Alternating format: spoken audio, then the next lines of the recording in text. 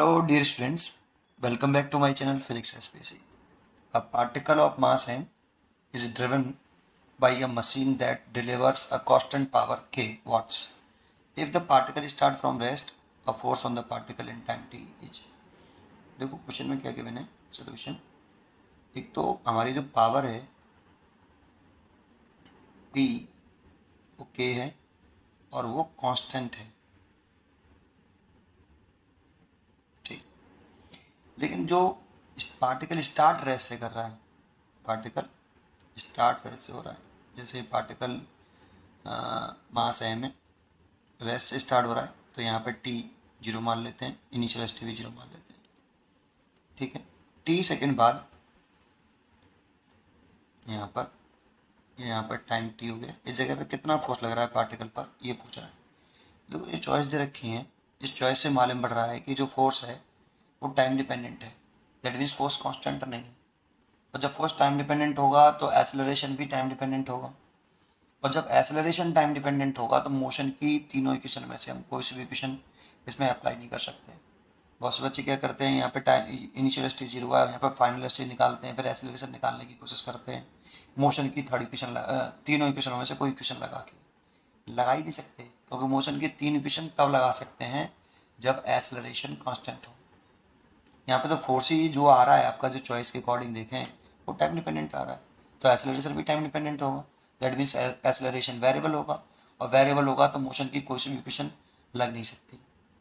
सबसे main important point तो ये है इसमें। फिर आप क्या करना है, तो जब भी फोर्स वेरिएबल हो तो पहले हम स्मॉल वर्क डन निकालते हैं, इसलिए पावर से हम small work done upon small time interval लिखते हैं।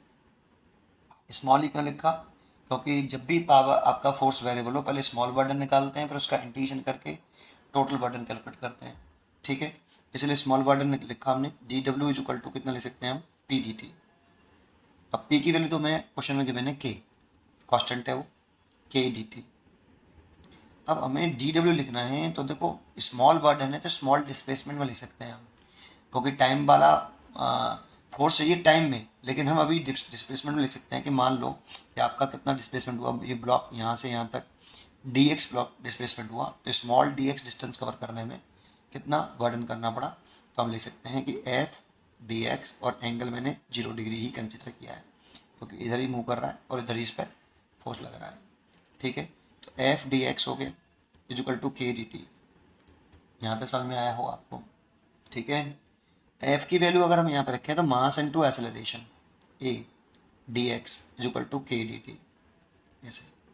अब देखो ये जो टाइम इंटरवल वाला फंक्शन है ना, इसको हमें कन्वर्ट करना पड़ेगा किसमें,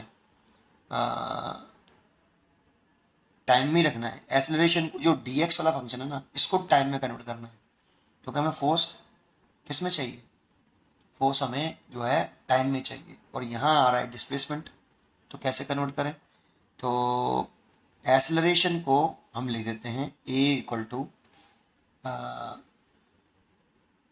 we d we over D t, acceleration is equal to लिख देते हैं d we over D T, और वेलोसिटी इज इक्वल टू होता है d x over D T, ऐसे।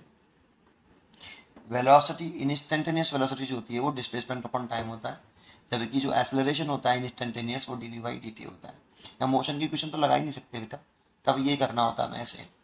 तो एम ए को लिख देते हैं हम D we over D T और multiplied by D X K D T.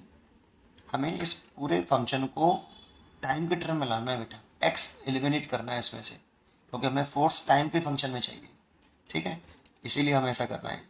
तो इसकी जगह पे हम लिख सकते हैं D x over D T की जगह पे वेलोसिटी वी, तो इसीलिए लिख सकते हैं m v d v is equal to के डी टी, ठीक है।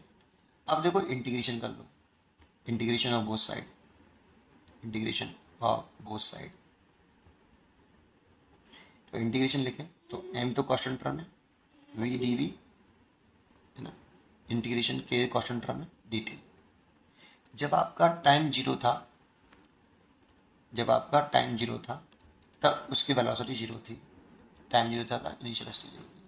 जब टाइम टी है तो लेट कर लो, इसकी वेलोसिटी वी है, लेट कर लो, तो जीरो टाइम टी पर इसकी वेलोसिटी वी है, ठीक है। अब वी डी वी का इंटीग्रेशन कर लो, तो मास वी डी वी का इंटीग्रेशन करें तो वी स्क्वायर बाई 2, लिमिट हो गई 0 टू वी। के डी टी का इंटीग्रेशन करें तो टी, और लिमिट हो गई 0 टू टी। ठीक, तो देखो इसे लिख सकते हैं M by 2 V square minus 0 का स्क्वायर, इसे लिख सकते हैं के टी माइनस 0। 2 का से मल्टीप्लाई कर लें और यहाँ से v निकाल लें, तो M V square equal to 2 K T, तो V square is equal to 2 K upon M T. तो v इक्वल टू लिख सकते हैं रूट के अंदर, इसे रूट के अंदर लिख लें 2 के बाई एम, और t की पावर भी रूट हो गई, t की भी रूट, लेकिन रूट को क्या लिख सकते हैं, t की पावर रूट को क्या लिख सकते हैं, t की पावर 1/2। देखो ये वेलोसिटी निकल आएगी with function of time t, velocity as a function of time t। अब acceleration as a function of time t निकालना है, तो देखो ये हमारे पास है dv बाई dt। अगर वेलोसिटी का हम डिफरेंशिएशन करते हैं विद रिस्पेक्ट टू t, तो एक्सेलरेशन निकल आएगा विद फंक्शन ऑफ t। जब एक्सेलरेशन निकल आएगा तो फोर्स निकल आएगा as a function of t, है ना। तो इसलिए इसे डिफरेंशिएशन करना पड़ेगा, differentiation with respect to t। तो dv ओवर dt, इसे हम एक्सेलरेशन बोल सकते हैं। तो रूट के अंदर 2 के बाई एम तो कांस्टेंट टर्म है, इसको डिफरेंशिएशन कर लो इसका, तो इसका डिफरेंस करें तो 1/2 टी 1/2 माइनस 1। तो देखो इससे ये कट जाएगा, ए इक्वल टू रूट बार कटेगा, बट रूट के अंदर के अपॉन 2m हो जाएगा बेटा, ये इससे कटा √2 बार, और उसे लिख सकते हैं टी की पावर कितनी, माइनस के हाफ। देखो ये आपका एक्सेलरेशन आया अभी। अगर हम इसमें फोर्स निकालना चाहें तो नेक्स्ट पेज पे बताता हूँ, बस थोड़ा सा रह गया है, पर नेक्स्ट पेज पे करना पड़ेगा, जगह ही नहीं था, है ना। तो इसीलिए फोर्स निकालना, force on the particle at time t, at time t, F is equal to mass into acceleration. तो मास तो m है और एक्सेलरेशन कितना है आपका, रूट के अंदर k अपॉन 2m टी की पावर माइनस के हाफ। तो देखो रूट m से ये रूट m बार कटेगा, तो रूट m हो जाएगा, रूट एक साथ लिख सकते हैं m के बाई 2 और टी की पावर माइनस हाफ। देखो ये f आ गया आपका। उम्मीद करता हूँ कि आपको ये क्वेश्चन जरूर समझ में आया होगा, और इसकी जो चॉइस है, आंसर है वो आपका D, D is correct choice.